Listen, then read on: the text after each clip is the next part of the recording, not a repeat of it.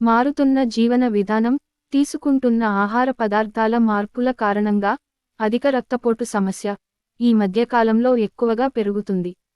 పూర్వం సమాజంలో 40 సంవత్సరాలు దాటిన వారిలో ఈ సమస్య ఎక్కువగా కనిపించేది.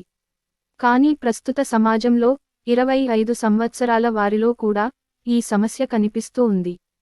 హై బీపీ కాలక్రమమైన గుండె సంబంధిత సమస్యలకు దారి తీస్తుంది.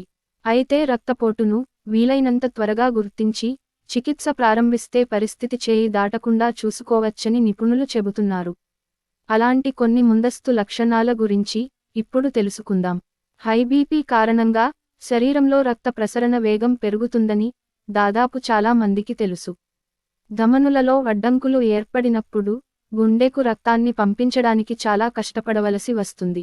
దీనికి కారణంగా సిరలలో ఒత్తిడి పెరుగుతుంది.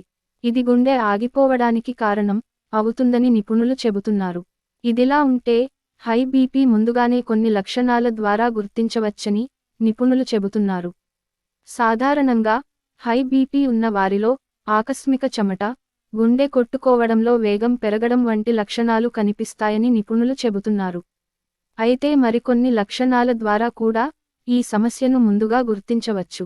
ఇలాంటి లక్షణాలలో మొదటిది మైకంగా ఉండడం, కళ్ళు చీకట్లు అయిన భావన, ఒక్కసారిగా నిస్సత్తువుగా ఉన్న హై బీపీ లక్షణంగా భావించాలని నిపుణులు చెబుతున్నారు.